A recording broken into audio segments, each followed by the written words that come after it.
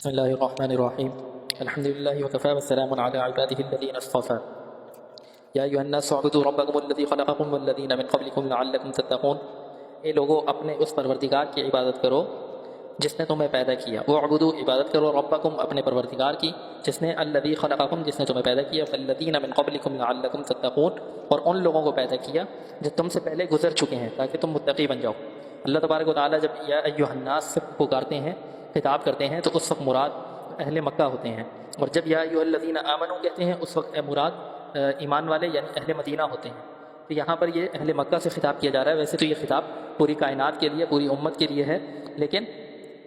خطاب اس وقت جو لوگ موجود تھے اہل مکہ ان سے کیا جا رہا ہے. یا ایھا الناس اے اہل مکہ اعبدوا ربکم اپنے پروردگار کی عبادت کرو الذی خلقکم کہ جس نے تمہیں پیدا کیا ہے.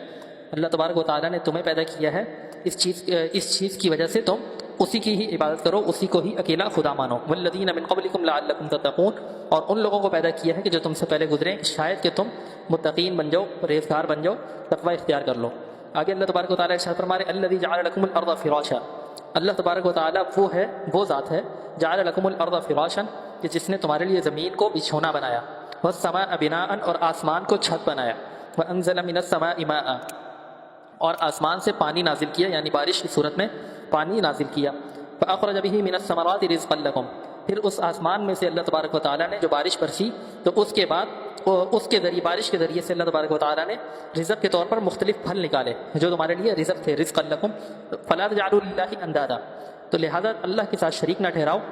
وانتم تعلمون جبکہ تم یہ سب باتیں جانتے ہو. یہاں ان دو آیتوں میں اللہ تبارک و تعالیٰ اسلام کے بنیادی عقیدے توحید کی طرف دعوت دے رہے ہیں کہ اللہ تبارک و تعالیٰ کو صرف خدا مانو. اور اس چیز کی دلیل کے طور پر اللہ تعالیٰ یہ ارشاد فرما رہے ہیں کہ میں نے بھی تمہیں پیدا کیا ہے اور جس چیز کی تم عبادت کرتے ہو بتوں کی اس کو بھی میں نے پیدا کیا ہے، اور تمہارے کھانا پینا آسمان سے جو بارش برستی ہے اسی طرح جو رزق نکلتا ہے یہ سب کچھ میں نے ہی پیدا کیا ہے، اور سب چیزوں کا خدا اور خالق حقیقی میں ہوں، لہٰذا میرے ساتھ کسی کو شریک نہ کیا جائے. اس میں توحید کی طرف دعوت دی جا رہی ہے مشرکین مکہ کو. آگے اللہ تبارک و تعالیٰ یہ دعویٰ کرنے کے بعد کہ بھئی میں خالق حقیقی ہوں، ایک دلیل کے طور پر ایک چیلنج بھی کر رہے ہیں مشرکین کو کہ وَإِن كُنتُمْ فِي رَيْبٍ مِّمَّا نَزَّلْنَا اگر تم شک میں ہو اس چیز پر جو ہم نے نازل کیا یعنی جو نبی علیہ السلام پر قرآن ہم نے اتارا تو اس کے اوپر تمہیں شک ہے، ذرا برابر بھی کوئی شک ہے تو فَأْتُنَا بِسُورَةٍ مِّن مِّثْلِهِ اس جیسی کوئی ایک صورت لے کر آ جاؤ. تم یہ جو قرآن ہے قرآن کے مثل کوئی ایک صورت تم لے کر آ جاؤ. جس وقت قرآن کریم نازل ہوا تو اس وقت مکہ کے اندر شعر و شاعری اشعار کا ایک عروج تھا جس کی وجہ سے لوگ کئی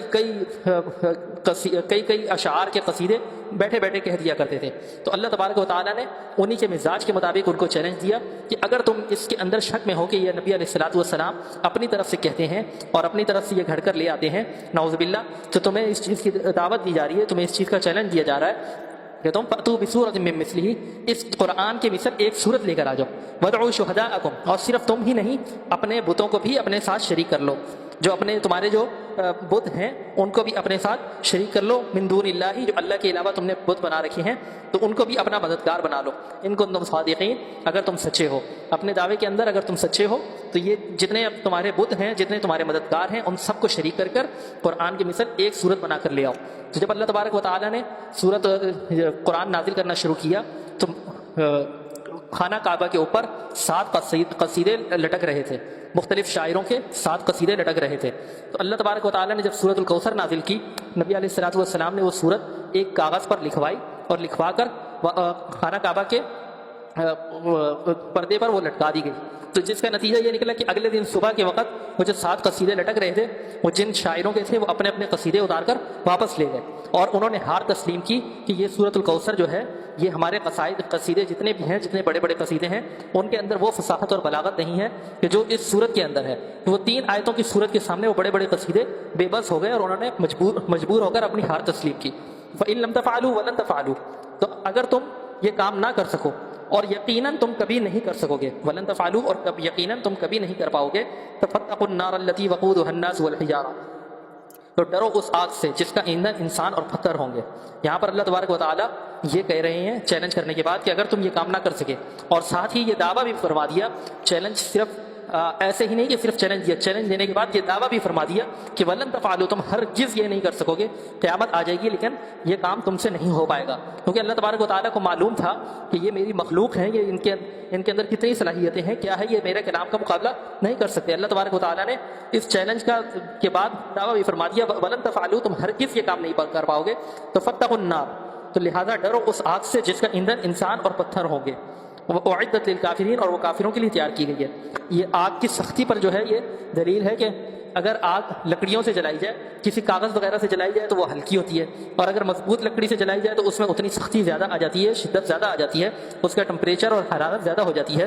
اگر آگ کے اندر پتھر ڈالے جائیں اور اللہ تبارک و تعالیٰ پتھروں کے ذریعے اس آگ کو بھڑکائے گا تو اس آگ میں کس قدر شدت اور کس قدر تیزی ہوگی۔ تو یہ اللہ تبارک و تعالیٰ ان کو ڈرانے کے لیے ارشاد فرما رہے ہیں کہ اعدت للکافرین، کہ ڈرو اس آگ سے کہ جو وقودها الناس والحجارہ، کہ جس کا ایندھن پتھر ہوں گے اور لوگ ہوں گے، اعدت للکافرین، اور وہ کافروں کے لیے تیار کی گئی ہے۔